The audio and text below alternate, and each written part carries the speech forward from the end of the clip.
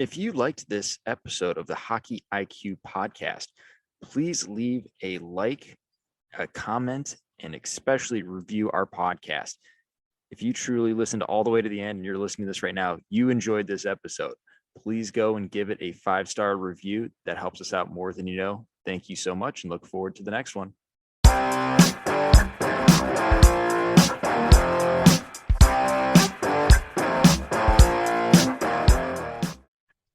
On the Hockey IQ podcast today, we bring on Jack Rolfe over there in Australia. Great resource to a lot of coaches. So, Jack, why don't you give us a 10-second breakdown on how you've come to be? Yeah, Englishman abroad in Australia, grew up playing field hockey, fell into the world of coach development, being a pretty average player. I thought coaching was this thing you had to volunteer and sort of give up on a Sunday, and quickly realised it's a profession, and now very grateful to, yeah, work in the coaching space full time.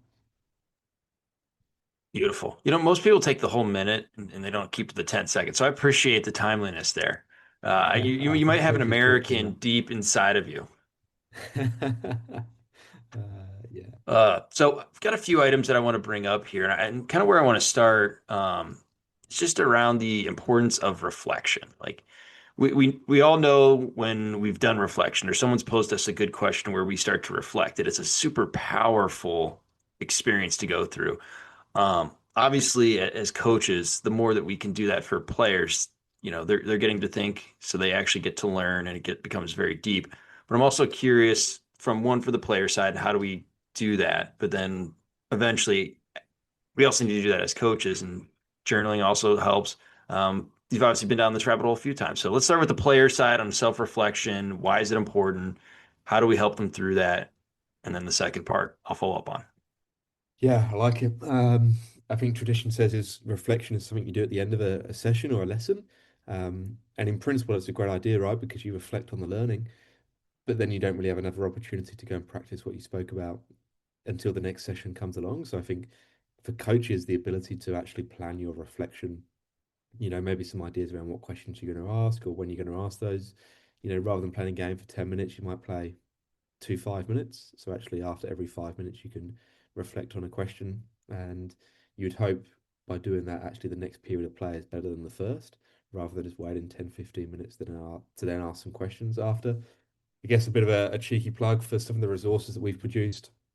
We've produced a set of reflection challenge cards to, I guess, help coaches ask really good open questions. Open questions being questions that I guess coaches probably don't know the answer to. So tell me two things you've learned about the opposition player today, or what have you noticed about your own team? And, some really good open questions that we've developed as a toolkit to, I think, ask multiple questions at the same time. Let's say you've got 20 kids in a session. Tradition would say reflection is asking one question to the whole group. Let's be real, only one or two kids really engage in that. But maybe with some ideas that you can ask four different questions or ask one question to four groups of five, you're definitely going to get more engagement sort of from that point of view. I feel like we got to force it to a little bit, choose, not pick, but choose. Maybe the kid that looks a little sheepish or the newest member of the squad, and even just like show off a little bit of that mental safety net that you need to Mm. have the kids comfortable to bring that up. I think that's another key aspect of it as well. But I love like the cards, like they're there. You don't have to think on the fly. Like it makes it a little bit less strenuous because your attention is in so many places during a session. So how can you easily do this or like leverage other resources? Um, I've got a set of cards here from a coach in Ohio, or not in Ohio, but in the States. Not so much around the questions, but more of like scoring. So like, how do you change the small-sided game scoring? You do this, you get that. Very specific to ice hockey. But it's a great resource in order to challenge players to try to manufacture things, get creative, force them into like you don't want to get them in that robotics, same old, same old. How do we get them actually getting the maximum out of the session? That's where my mind always goes. Like, how do we get the most out of this? Yeah, you're only as good as the challenges you set, right? So yeah, the more we can add challenges, the better. Yeah, I'm curious about that as well. Like, you have the, say, small-sided game, but then within that, we can drill down another level and have specific objectives or goals for individual players, teams, etc. I'm curious your thoughts towards that of like we have the ultimate overarching big piece, but then we obviously want to individualize this so each player gets something different out of it. Yeah, it's a game within a game, right? You don't go into a game on the weekend knowing what the opposition are going to do. And the game on the weekend judges how good your training is. And so often in training that we play a game of two teams, but actually everyone plays the same challenge, which is not very representative of the real game. And yeah, I guess like some of the challenge cards that we've produced at the coaching lab would be a really good example around developing skillful coaches. I think if you want skillful, adaptable players, you need skillful, adaptable coaches. There's an element of vulnerability there, but which is in there, and I don't still struggle, right? Like if you can see players being challenged by that, like don't necessarily go and steal that challenge off them and give them the answer straight away. And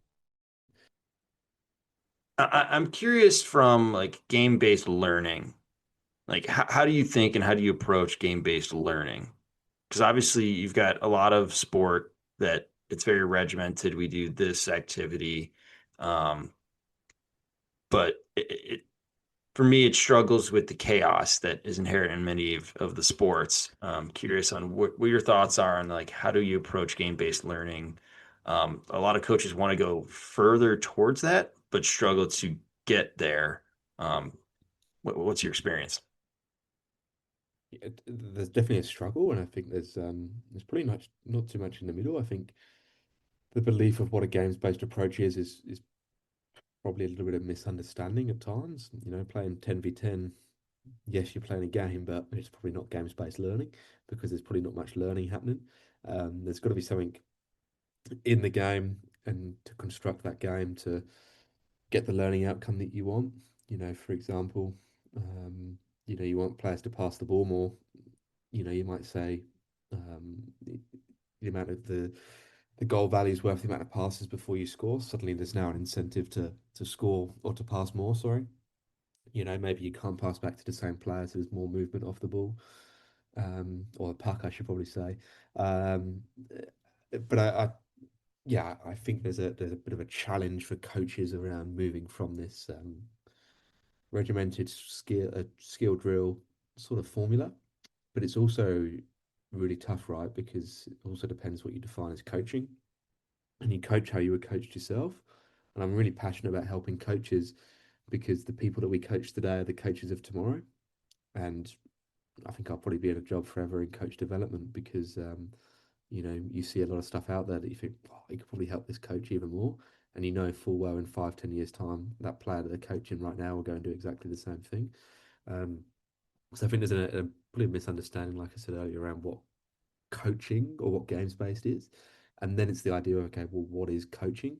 If you ask me what coaching is, it's about developing every individual to be the best version of themselves and also preparing players to play the game.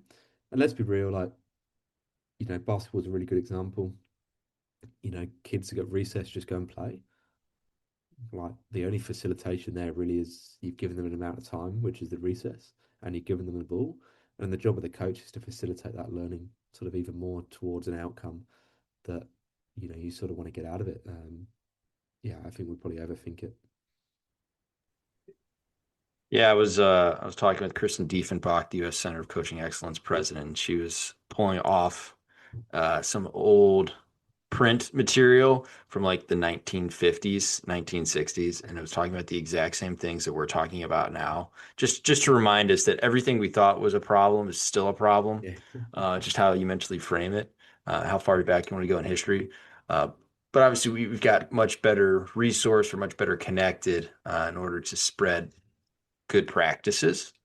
Um, and obviously, coaching coaches is such a leverage game because the you're not coaching the players, you're coaching a coach, which is a very different element of how you go about it. I know a lot of people struggle when they make that jump from been always been coaching players to coaching coaches. And there's a much different challenge. I'm curious from your perspective what that kind of challenge is and how do you snap people out of, okay, you're now like, say, the head coach and you're trying to coach your assistant coaches. What does that look like compared to coaching actual players? I think you have to understand yourself before you help others. I think that's really important. I'd probably talk about connection before correction. A lot of my work would be do some stuff in one of the AFL clubs here in Perth. And I think probably for the first 3 weeks, I didn't talk about football and I didn't talk about coaching one bit. I just sort of spoke about family, spoke about what do you do outside of the footy club, how long you've been involved for, to really build that connection. Because then when it becomes, all right, well, actually, Greg, I need you to do this, or have you thought about this? Actually, then those conversations are a lot easier because you've got that connection before the correction piece.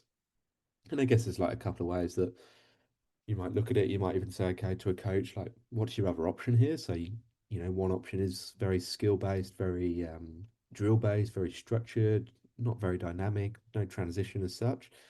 What's the other option? And I think it's really just about showing, maybe putting up a mirror and saying, okay, well, here's another option. If you want to develop your assistant coaches, it's probably a good opportunity to let them actually do some coaching. And then I think so often we probably don't. If it's the assistant's job, it's often the best job in the world, right? Because you don't get the sack and you're not the center of attention. Um, but actually, you sort of wanted to do a little bit more coaching at times. And it's a co-coaching role, right? Because you would hope that all the sort of alignment in terms of what you want to get out of a session, but also where you want to take the team. I like your approach here, which is like the questions are the ones that are guiding. Um, the coming up and you need to do this usually doesn't work very good on behavioral change at any age, but the asking a good quality question, because really like, we don't have much that we can change here, but we can change, yeah, like the mind and the eyes. Like, where's our focus and what are we seeing? And shifting maybe from an area that isn't as valuable to a more valuable area is massive, whether it be for players or for coaches. So for coaches, obviously, you want to create a more dynamic experience for players that's very realistic and sticks and translates. And I love that we're asking good questions. Go try if you've got a spouse, telling your spouse exactly what to do versus maybe asking some good questions to help guide. One will be a little more impactful. Uh, totally right. I think choice and challenge are two really big sort of motivators. And, if we want to use the game-based approach to training and teaching players the game, naturally there's going to be more to talk about, right? Because it's more dynamic. And, you could do a drill where A passes to B, B passes to C, where it's highly structured and there's not that much to talk about. But actually playing a 2v2 or 4v4 and two bonus players or whatever the activity is, um, there's naturally more to talk about. So then you can ask some really good questions. But also, I'm really conscious as a coach, and I help coaches with this quite a bit, that we're not playing the game. So what we think is happening probably might not be happening based on where we stand, who we interact with, how long we play the game for, because ultimately the players are the ones that are playing the game. So often coaches stand on the boundary or stand on the outside, but the more a coach can be in the middle of the action, I think that's you're seeing and feeling the game as the players would be. Yeah, that's such an important thing. I talk a lot with scouts about this, of like where you sit in the arena matters with which players you're going to mostly focus on, the numbers you see, how you see like their options. But Mm. yeah, coaches is massive. Like, are you standing on the inside, the outside? Hockey sometimes can be a little dangerous with the contact, same probably with rugby. But the Mm. closer you can get, or just even changing to multiple spots. I love to shift to at least two or three areas in every activity that I run, for that same exact idea of like, I see something specific from this angle. What about from this angle? Or even if you're just giving a demonstration to a group of players. We're talking about an event. Well, facing on versus to the side, completely different viewpoint and information that you're gathering there and putting in your brain. So how do you move around?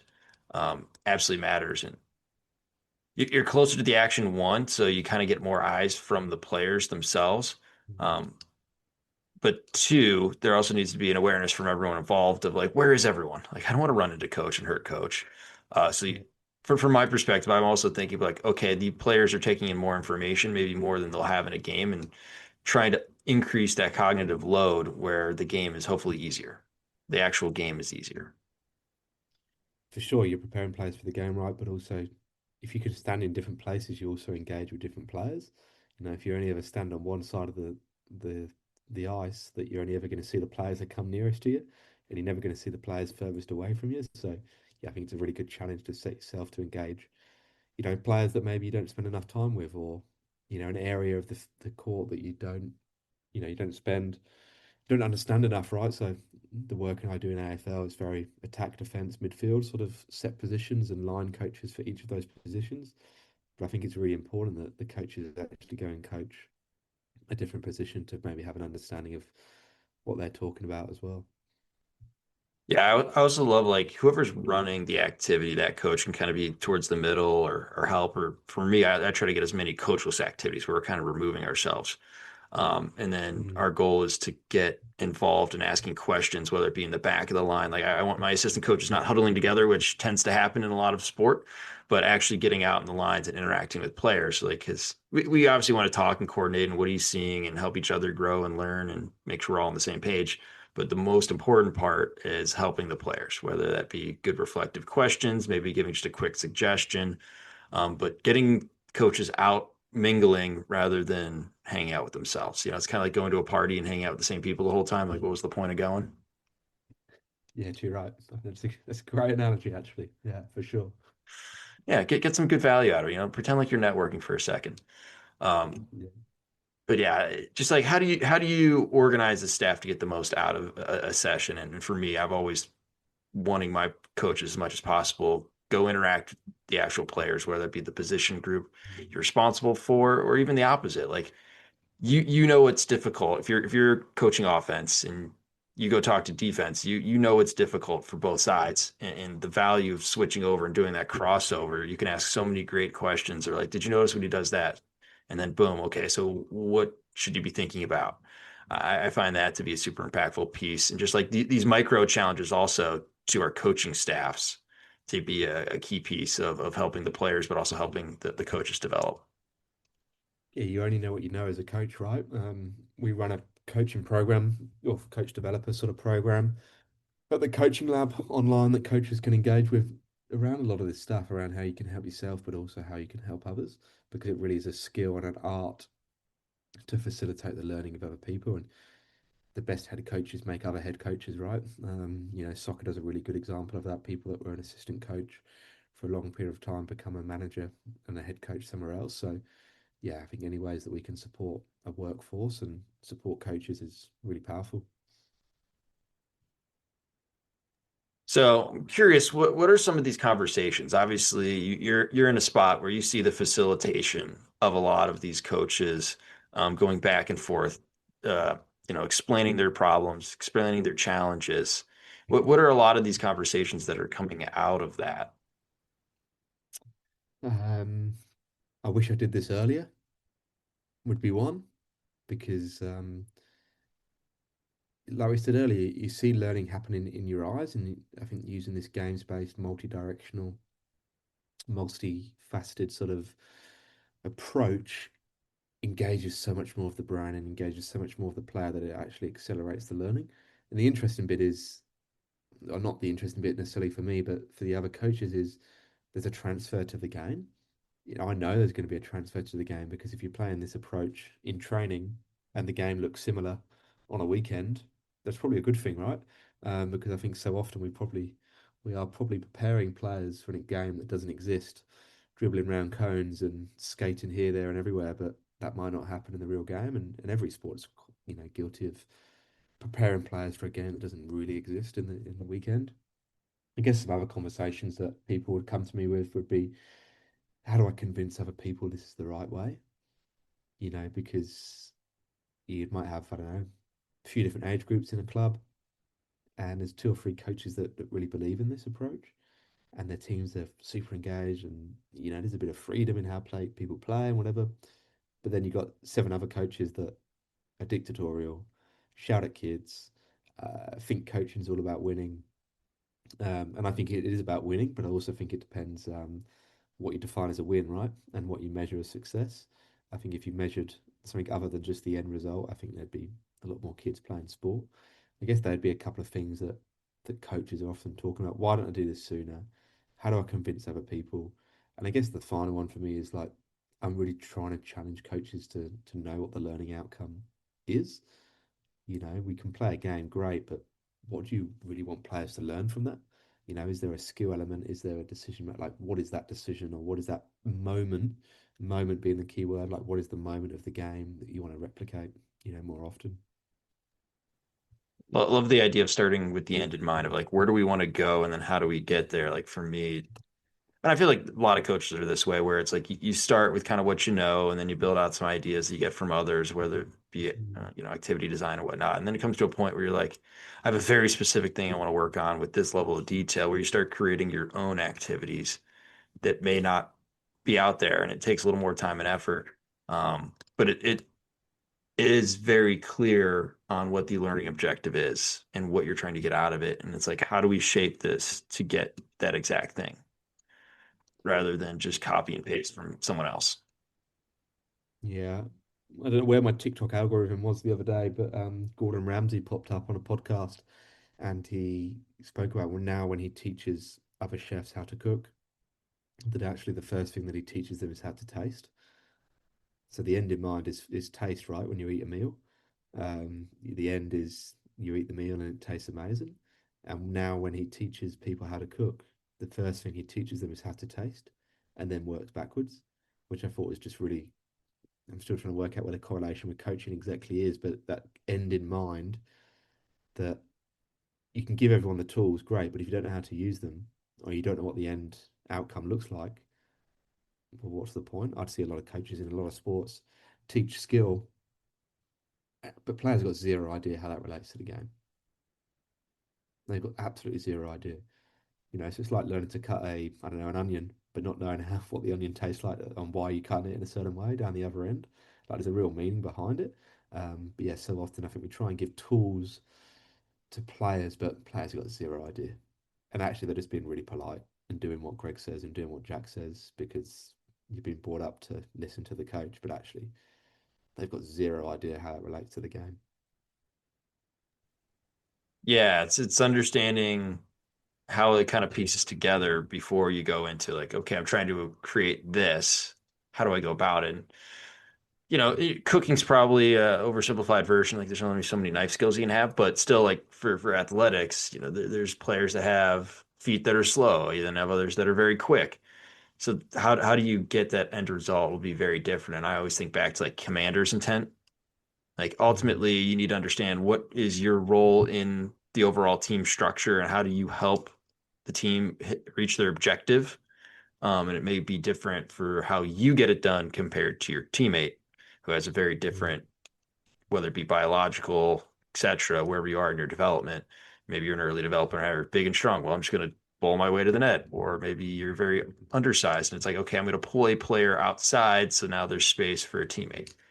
Both can accomplish their goal of getting the puck to the net. Very different in how it happens. 100%. Couldn't agree more. So another thing that we've kind of talked about or hit a little bit is kind of fostering autonomy. Like for me, I think it's very important for players. Like as coaches, we're going to try to get better, especially if you're listening to this and you're going down these rabbit holes. You're clearly creating some decent environments, or you're at least Mm, heading to do that. Um, the other piece for me is like, okay, we're doing our job. How do we help the players? Similar to Gordon Ramsay, starting with like how to taste. Like for me, it's like, how do we help the players own their development and own their experience? Um, and therefore get into the mindset of like getting them to understand, okay, how do I get the most out of these experiences? Um, so I'm just curious on fostering autonomy, getting them to understand like how do we become better learners, own our development, own our experience. yeah, big question. Probably there's an element of asking the players what they think is probably pretty helpful. Probably don't do that enough, do we? I think normally we think we've got all the answers, but we don't ask players what they think. Um, you know, autonomy is ownership, right? In its most simple form, like you've got ownership or autonomy over what you do. You know, so for some coaches that's a really big step. So that might just be in its most simple form and in this early stage of transitioning to this approach of coaching, might just actually be offering two activities and deciding which one players want to do, and then over time saying, or giving them even more ownership and over, more choice around what the activity looks like, or all right, you've got a choice of two challenges. Do you want this challenge or do you want that challenge? We can play on this size field or we can play on this size field. I think in its most basic form, let's give them some choice, and then the autonomy comes from that, and then you can sort of work on, I guess, work backwards from there.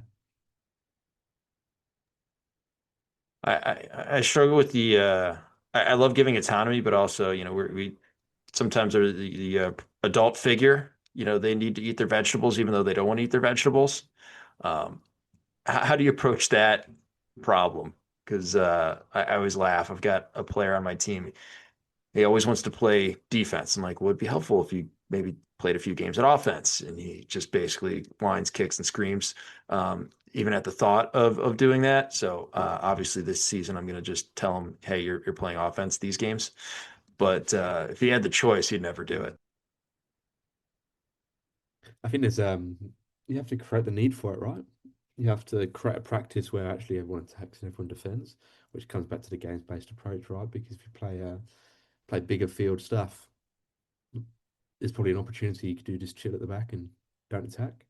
But actually, if you play some more transition-based games or activities, everyone has to attack and everyone has to defend. I think if you're a coach working with real young players, I really try and focus on staying away from attack and defense sort of minded names. And field hockey is a prime guilty subject of this sort of stuff where I'm a centre half, I'm a left forward, I'm this and I'm this and I'm this. Actually, if you've got the ball, you're an attacker, and if you haven't got the ball, you're a defender. So I think the more coaches can stay away from naming positions at that younger age, I think that's really powerful. Of course, the coach still needs to coach, right? But it depends again what you define as coaching and what that looks like. Like if you're going to play games-based approach, you might want to coach some individuals on the run. So whilst the game's going on, you might want to set some individual challenges. If you've got assistant coaches, you might pull some of those players aside and you have a skill zone and a game zone and rotate between the two different areas. And you might even have to do a certain skill to get into the game zone and do a certain get a skill in the game zone to get over to the other.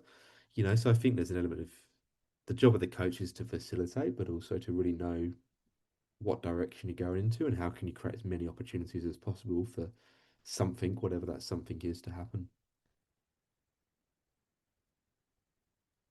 I like that. The job of the coach is to facilitate, but not just that, it's also to direct. So like you're still the leader, you're still in charge and helping direct where this goes.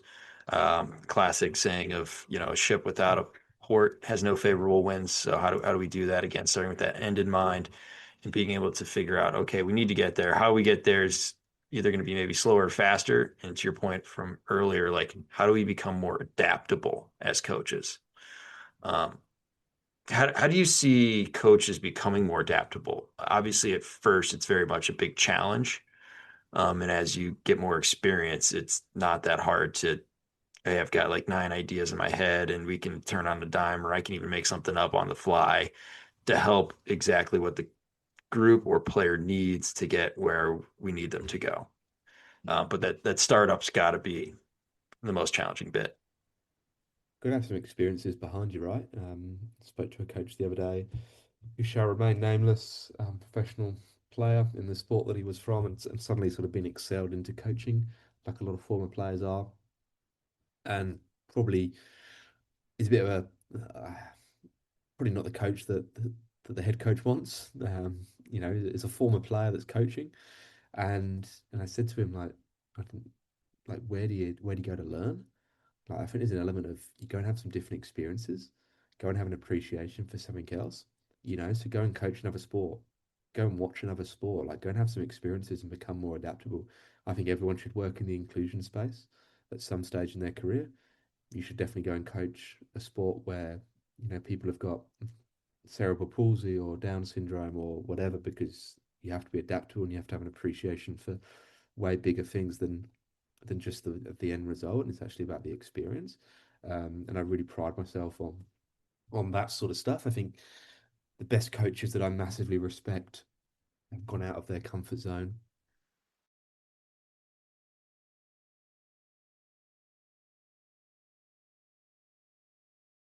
out of their zone to go and coach something different, or go and coach your sport in a different country. Like, I'm appreciating not everyone can do that, but like just get out there and go. And I guess like then engage in some material, right? In terms of, go to the coaching lab website and come and see some of the resources we've got, or go and listen to this podcast and share it with a friend, and then go and grab a coffee after and say like, what did that podcast do for you? Like, what's a couple of things? And the more you can have conversations, the more you then build up your knowledge base and more experiences you've got just to give things a go.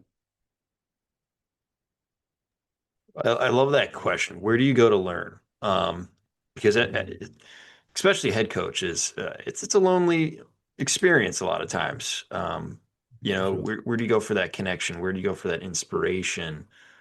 Um, where do you go to learn? I like that. I'm gonna steal that one from you, Jack. Thank you. You go for it. Because it's such a valuable, like if you're not learning, you're kind of dying, you're getting stale, like you're starting to become probably bored in your own right, which obviously will lead to issues elsewhere. So like, how do you go off that and create that curiosity, continue like that passion, that buy-in? Um, Mm, and I even think about like coaches to players, like how do we grow our influence? How do we keep them engaged? And a lot of that is maybe throwing things at them they haven't thought of and constantly trying to be one step ahead yeah. of them. So I'm just curious from your aspect, like how does a coach increase their influence and just like the ultimate is how do you get the player to want to put in more, whether it be more at the session, more away from the rink or field, whatever that will help them get to where they want to be. My shortest answer is they have to love what they do. And I actually don't think enough players love what they do. I think there's a lot of coaches that outdo the love. Um, yeah, I probably wouldn't say any more. I think that's probably something I'm really big on at the moment. You have to love the game. If you don't love it, you're not going to listen to anyone. And the job of the coach is to create an environment where people love what they do. Um, then it's work, right? You come into training to work, like so you have to love what you do. If you love what you do and you feel connected to the people around you, people will work hard for you. Um, yeah, I think that's in its most simple form is people have to love and you have to teach, not teach the love, but sort of give the love, I guess. Yeah, I'm curious, like when you think about, and I'll start with my own experience of like I love things that bring me towards others that want to and have a desire to get better. It's like finding those experiences and those grow my love and passion for X, Y, and Z. Um, as a coach, how do we help grow love and passion for whatever sport you're in? I've had friends who have done very grassroots where like my parents have put me out here. That's why I'm here today, coach. Like, how do you help grow some love and passion and have a good experience compared to some of the ones that I know they're got athletes at the highest and they just love it, whether it be inherently or they've always had great success. Just helping continue to grow that where it never gets stale and they top out. Um, it's an interesting question I always ask myself, like, how am I growing my influence? How am I growing their love for whether being here, the sport, etc. Uh, it's a never-ending rabbit hole for me. I guess probably knowing why people are there is a really big one that I would ask a lot of coaches. I think a lot of coaches think players are there to become professional or, win the game on the weekend. Actually, they're probably more worried about the social element to it or, having a bit of fun. And fun's a bit of an overused word in sport, and that looks different in every context, right? But I think probably understanding why people are there is really important. Um, and taking people from that base rather than your base, and then sort of meeting them where they are rather than where you are, I think is really powerful. It's a good first start. I love it. Um, we talked about a little bit before we got on here, just some of the rabbit holes that you've gone down. Um, I'm very curious. I kind of want to circle back to the self-reflection because we talked a little bit about putting it on the players and how do we help them reflect, but also from coaches, we want to improve our abilities. Give us a little bit of a taste of the rabbit hole of self-reflection for specifically coaches.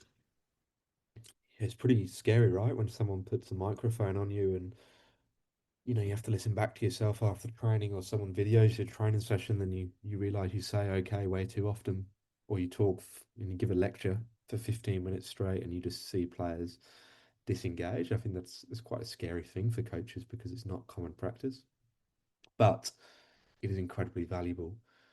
And the more you can do it and you get over the first hurdle, you become way more self-reflective. But I also think going to watch other coaches is really powerful. Why do I think that's powerful? Because it can often catch you in rather than catch you out and actually say what I'm doing is great. Or actually, yeah, maybe there's another way I could do this and just give it a go. Um, but it's also a bit of a journey, this self-reflection and I guess like semi-spiritual, right? Of you're sort of rediscovering or discovering, may I say, probably a new approach. And I always say players don't lie. And if you give something a try with players with the right intent and there's a reaction that's really positive or not great, players are not going to lie. And I know full well, and I'd put my house on it. If you play a game of players, you're probably going to get a more positive reaction than you are a negative reaction, which I think is good feedback for the coach to probably keep doing more of that stuff.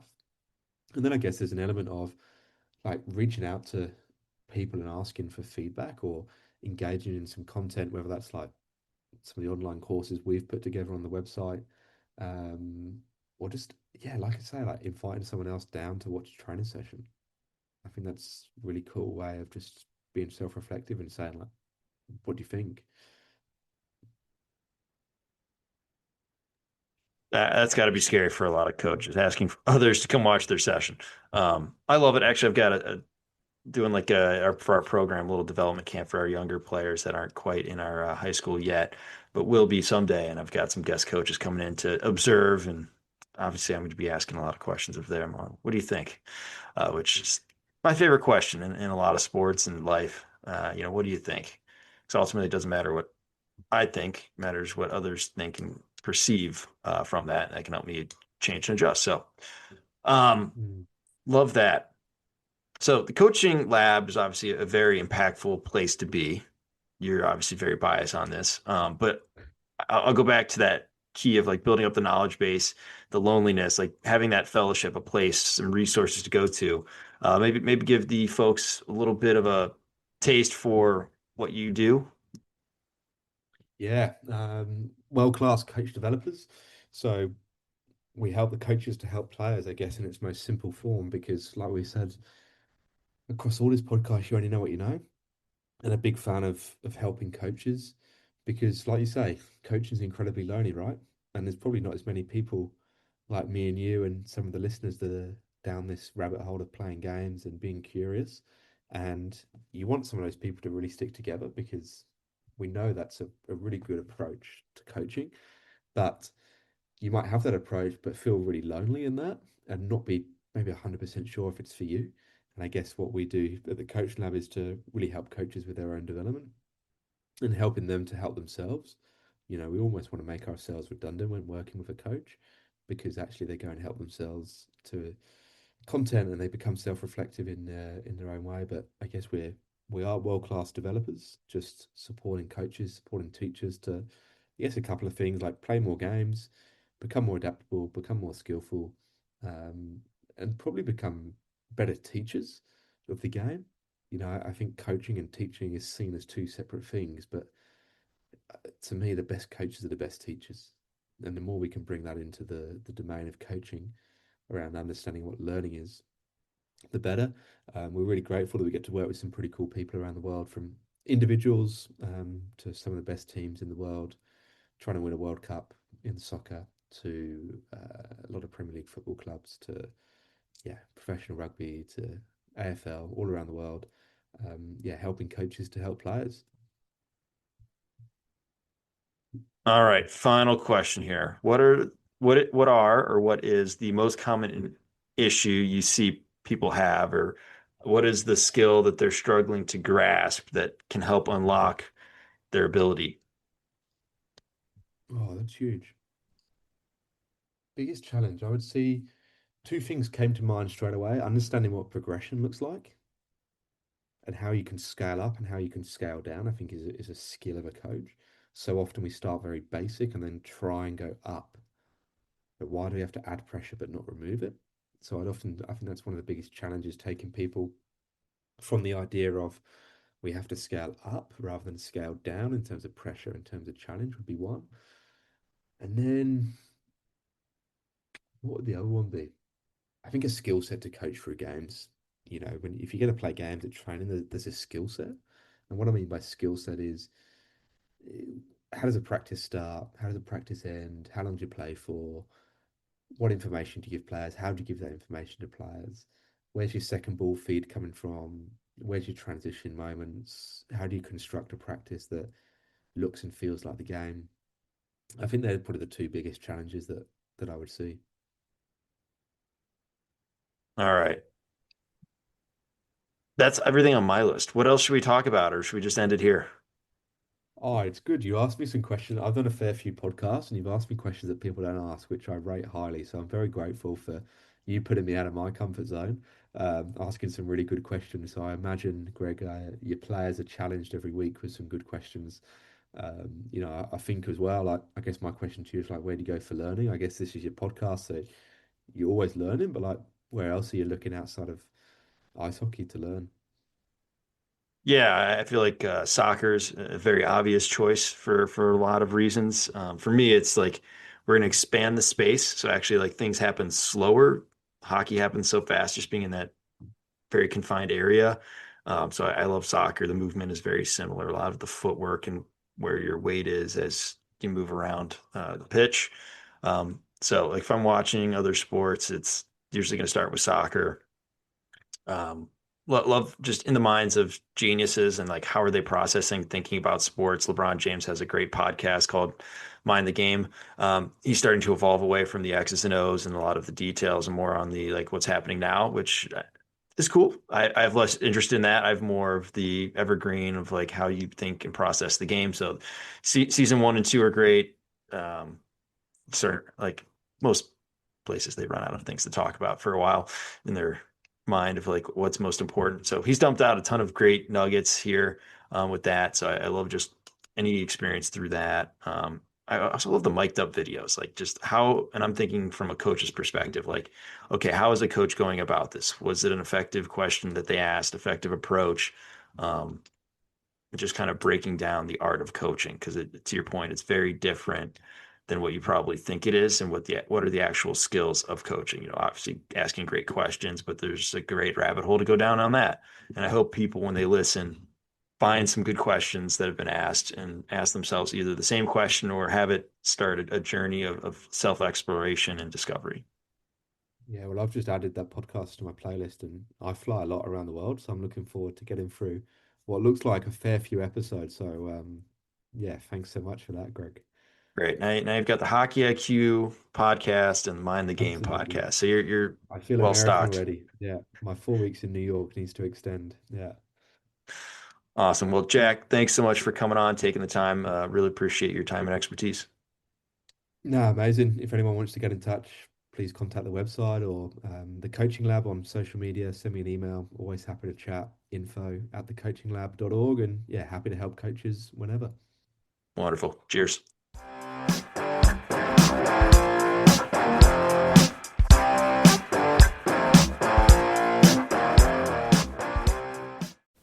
That concludes this week's episode. Thanks for joining us here at Hockey IQ. If you haven't already, take a quick moment to hit that subscribe button, give us a thumbs up, and drop a review. If you want to be a great teammate, even recommend us to a friend. You can follow us at Hockey's Arsenal on Twitter and Instagram. Check out the website, hockeysarsenal.com, where you can subscribe to the weekly newsletter. You won't regret it. Catch your buttes here next week for a brand new episode.